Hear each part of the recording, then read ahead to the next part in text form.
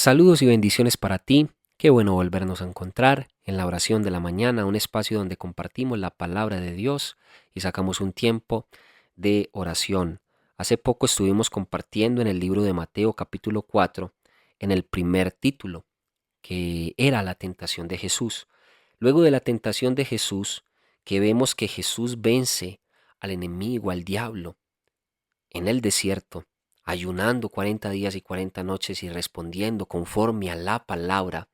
Después de esto, dice la palabra que Jesús principia su ministerio. Ese es el título que sigue. Esto es lo que sigue después de Jesús haber salido de ese desierto y ser tentado por el enemigo. Dice la palabra de Dios en Mateo capítulo 4, verso 12 al verso 25 así. Cuando Jesús oyó que Juan estaba preso, volvió a Galilea y dejando a Nazaret, vino y habitó en Capernaum, ciudad marítima, en la región de Zabulón y de Neftalí, para que se cumpliese lo dicho por el profeta Isaías cuando dijo: Tierra de Zabulón y tierra de Neftalí, camino del mar, al otro lado del Jordán, Galilea de los gentiles, el pueblo asentado en tinieblas vio gran luz, y a los asentados en región de sombra de muerte, luz les resplandeció. Desde entonces comenzó Jesús a predicar y a decir: arrepentíos, porque el reino de los cielos se ha acercado. Andando Jesús junto al mar de Galilea, vio a dos hermanos, Simón llamado Pedro y Andrés su hermano, que echaban la red en el mar porque eran pescadores, y les dijo: venid en pos de mí, y os haré pescadores de hombres. Ellos entonces, dejando al instante las redes, le siguieron. Pasando de allí, vio a otros dos hermanos, Jacobo hijo de Zebedeo y Juan su hermano, en la barca con Zebedeo su padre, que remendaban sus redes, y los llamó.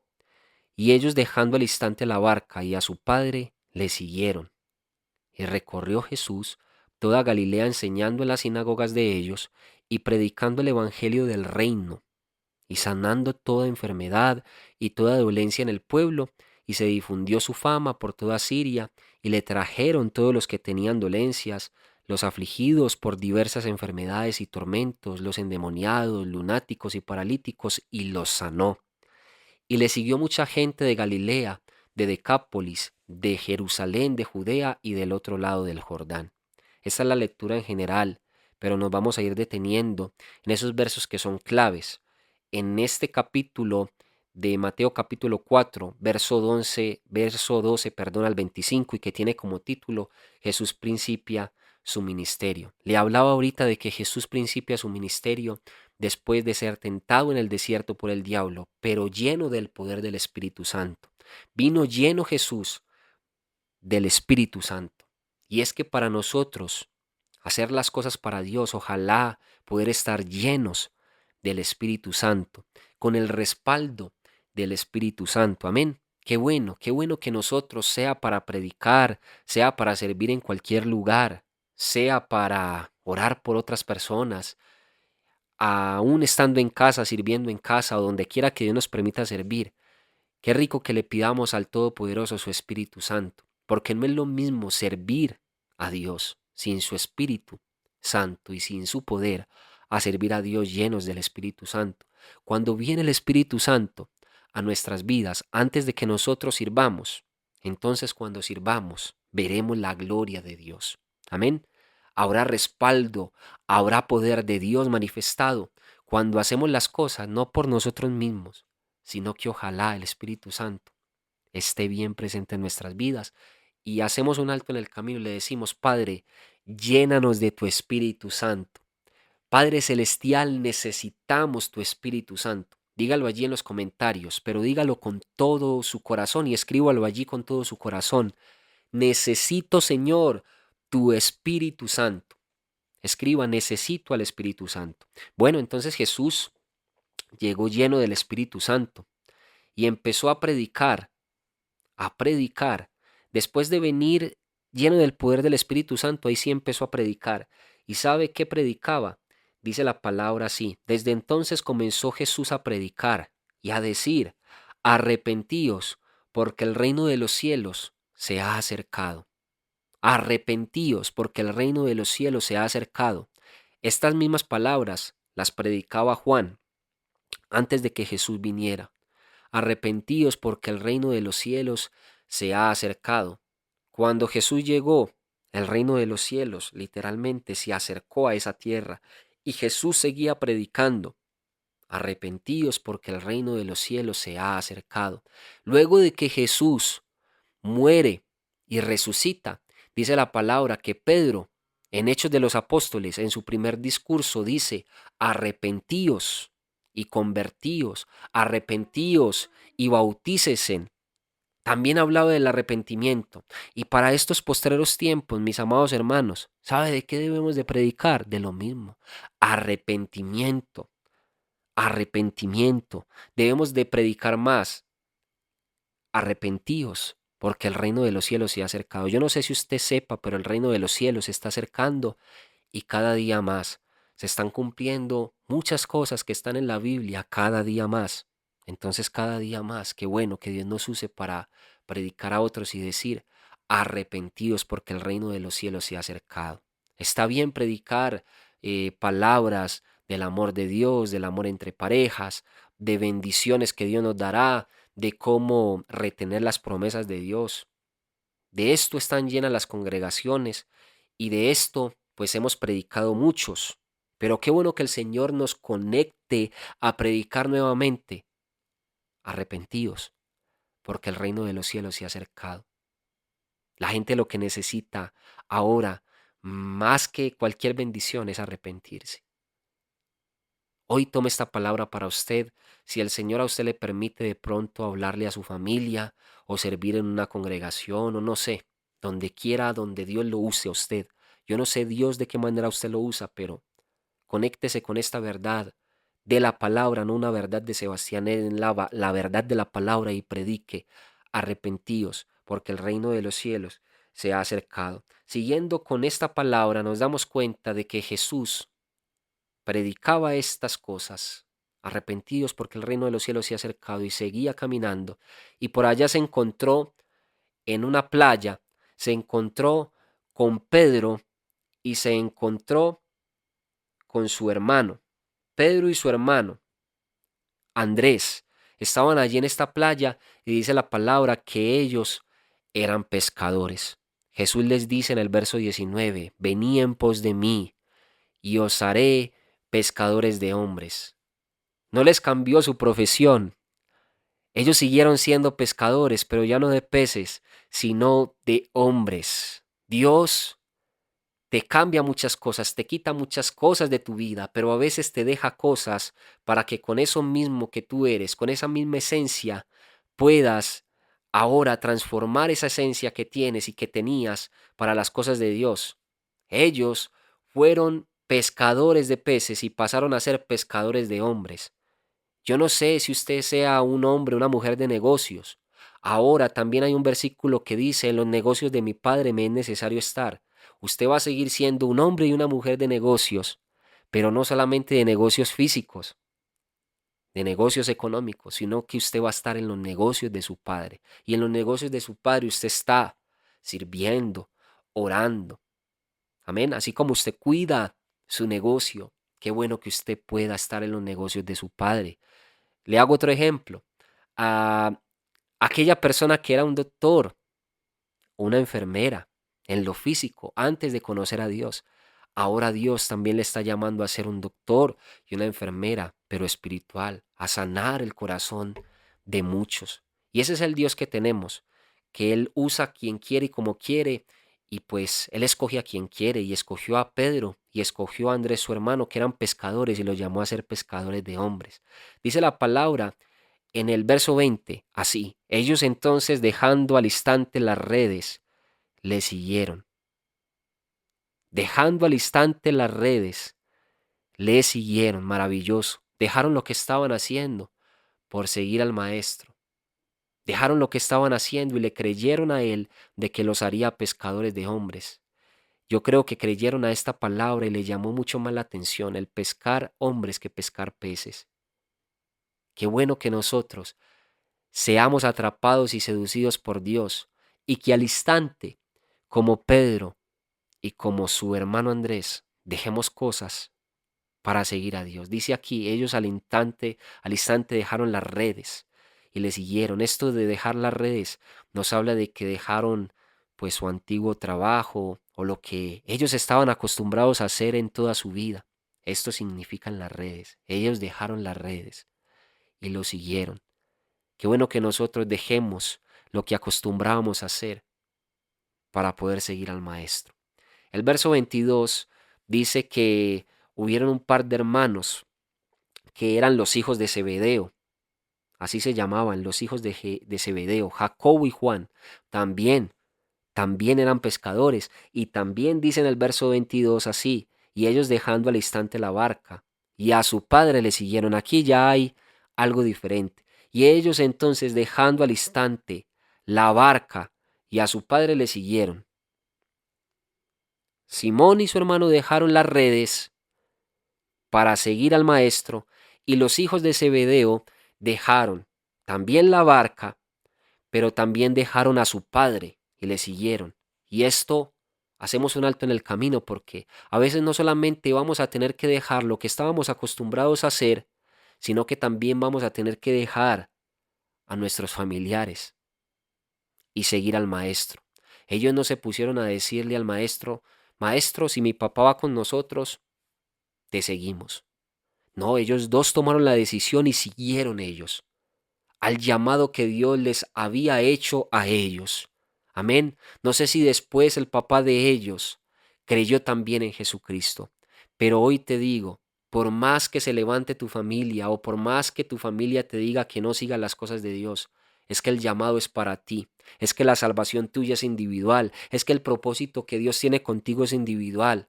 Sigue a Jesucristo, que Él ya se va a encargar de tu familia después de traerlos a ellos y tiene un propósito y un plan con ellos. Lo que nosotros tenemos que hacer es seguir a Dios y ya estando nosotros siguiendo a Dios, pues empezar a clamar, empezar a orar para que el Maestro también se apiade de ellos y los traiga y los seduzca y los enamore. Amén. Qué bendición esta palabra que nos enseña tantas y tantas cosas. Dice acá el verso 23, y Jesús recorrió toda Galilea enseñando en las sinagogas de ellos y predicando el evangelio del reino. Qué maravilloso poder predicar el evangelio del reino y poder escuchar el evangelio del reino, no un evangelio diferente, no un evangelio acomodado a lo que el hombre y la mujer quiera o lo que ellos quieran predicar. Porque en este mundo últimamente eso está pasando, mis hermanos, y tenemos que tener mucho cuidado. Yo tengo que tener cuidado de ir a hablar algo que no sea del evangelio del reino, y también me tengo que cuidar de escuchar algo que no sea del evangelio del reino. Qué maravilloso estar en el verdadero evangelio del reino. Amén. Estar en la verdad. Y dice acá, y sanando toda enfermedad y toda dolencia en el pueblo. Jesús ya no solamente predicaba, sino que ya empezó a sanar enfermedades y dolencias en medio del pueblo. Y se difundió su fama por toda Siria, y le trajeron a todos los que tenían dolencias, a los afligidos por diversas enfermedades y tormentos, los endemoniados, lunáticos y paralíticos, y los sanó.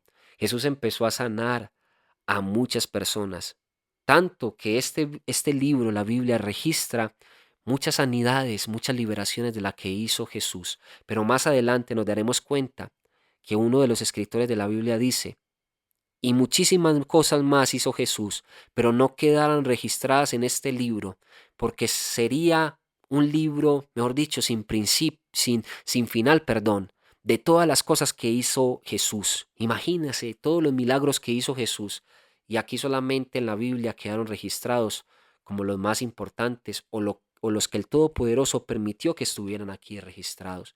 Jesús sanó a muchísimos de dolencias, de enfermedades, los que estaban endemoniados los liberó, los lunáticos, es decir, los que estaban de pronto con problemas mentales, con problemas emocionales, y esto los llevó a ser lunáticos, los sanó, los paralíticos, es decir, los que no se podían mover, los sanó.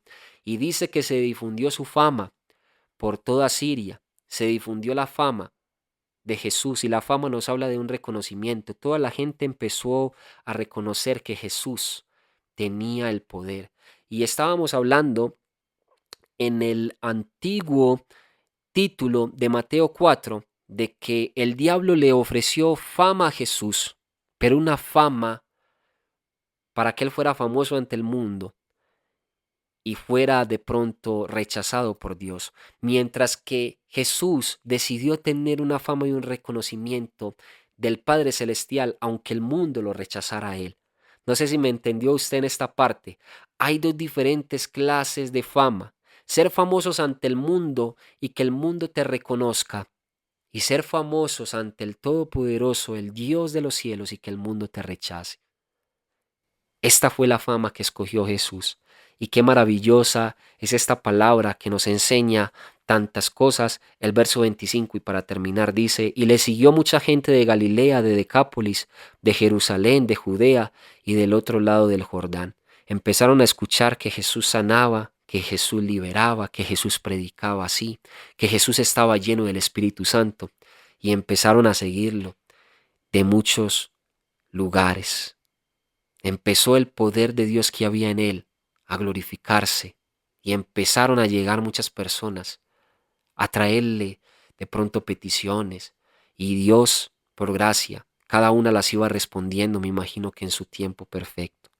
Qué bueno que a nosotros nos conozcan en todo lugar por ser seguidores de Jesús y por llevar el Evangelio de Jesús y por tener el Espíritu Santo, el Espíritu de Jesús, y tener el Espíritu del Padre eterno en nosotros.